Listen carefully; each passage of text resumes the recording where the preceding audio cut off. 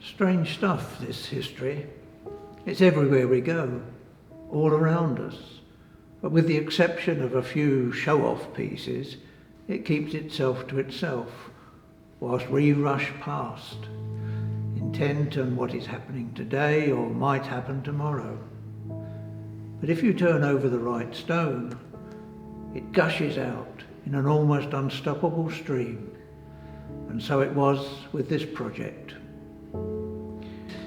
The archival prints, in the main, range from the 1950s through to the 1990s. The earliest is 1947. They show what is an almost lost age of photography, as all the images were produced in the darkroom using trays of chemicals which, by and large, had come down over the years from the very earliest exponents of the photographic art. By the 1970s, patent developers and fixers could be readily purchased, manufactured to be used with particular photographic papers. But there were still some that preferred to continue with their own tried and tested methods. Charlie Simcox was one such. There's much that could be said about the art involved in the darkroom production of an image, but it is the results themselves that matter. So let us look at a few of these images. In these archive panels, we see subjects, styles, papers and sizes of a bygone era. Some of them show parts of Chichester as it was, or historical events. Others carry the signature style of a particular author. And they all show an effect which is almost impossible to recreate in this digital age. Amongst the historical records is Eastgate Square, as it was in around 1924. It shows the War Memorial in its original position, and that was erected in 1922. The south side is almost unchanged and shows the position of the shop that was to become Beavis Chemist Shop. The north side, however, has completely changed, and more than once in the past century. Of particular note is the Sharp Garland grocery store.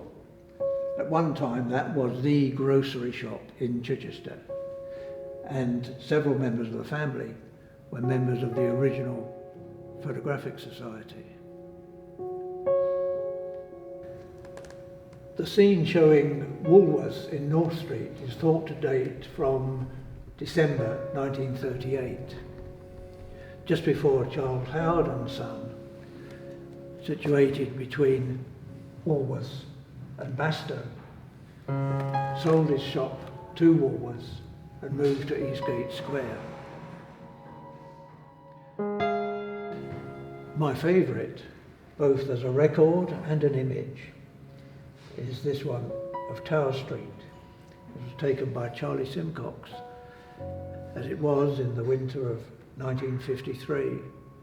It was before the redevelopment of the north end of Tower Street, before the extension to the county council offices, before the library, and most certainly before the Novium.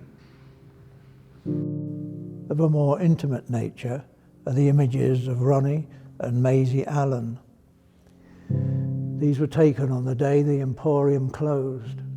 It was Saturday of Wings Week, September 1986. And here we see everything we need to know about this leading jewellery business in Chichester. The glass cabinets, the quality of the cloth from which Ronnie's suits were made, and Maisie, dressed as she always was, for there was no heating in the shop, striking a pose which was so typical when serving a customer. How many of those who shop around the hub of East and North Streets ever think that until comparatively recently, shoppers mixed with traffic, and there was always a policeman on point duty at the cross to control this busy junction? Then you have the signature prints from the masters. Look at the simplicity of this image of a man with a pram and a newspaper.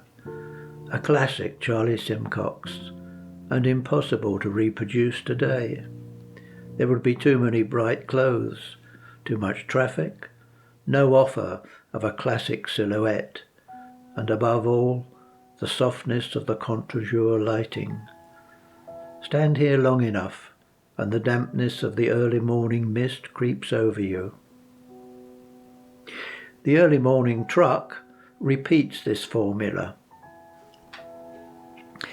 The images taken within the pub, mid-1950s, and the tea room, early 1980s, are again contre-jour and variations on the same theme. In the tea rooms we sit at the next table, expecting our order for afternoon tea to be taken at any moment.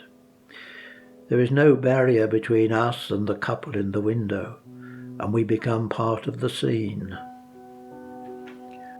Old Harry, the oldest of the archive material, and from 1947, looks down the years to us much as he would have looked back on his life on an Essex farm.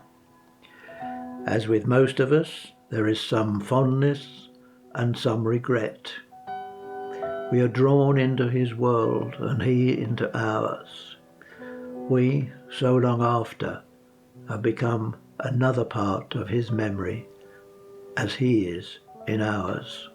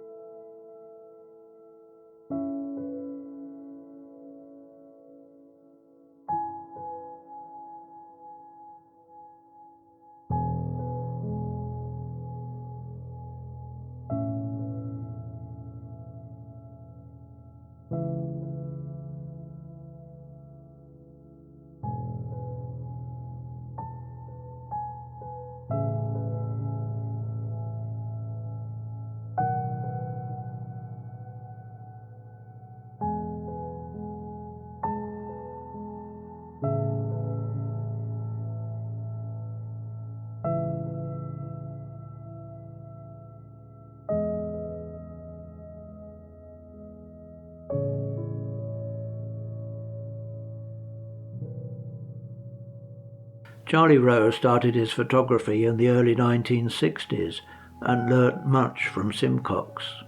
Being younger, there is much more action in his work.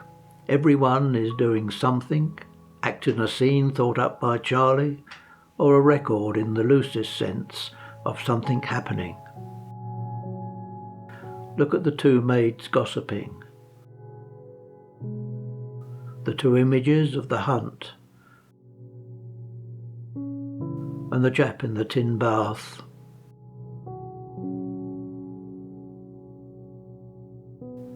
By the early 1970s, he was winning almost everything there was to win, both in the club and outside it. And this included a holiday and a mini car in a newspaper competition.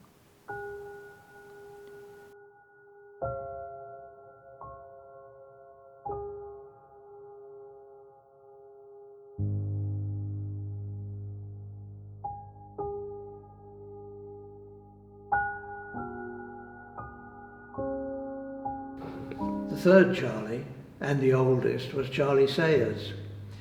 He made his money from the demolition and rebuilding of London immediately after the war.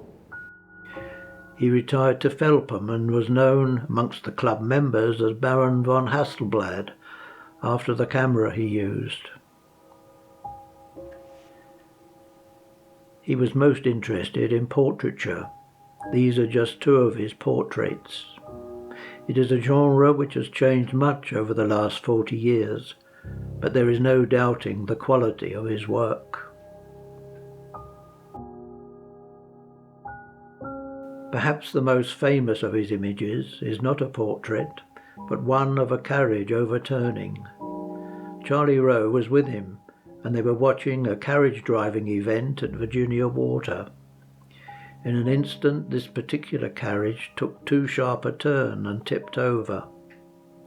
The Baron happened to have his camera at the ready, secured the image, and it was published in the national press.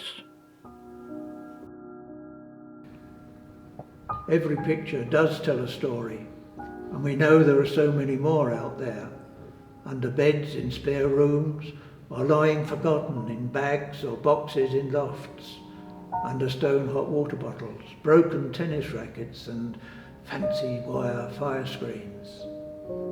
They deserve to be rescued so that they can tell us their stories.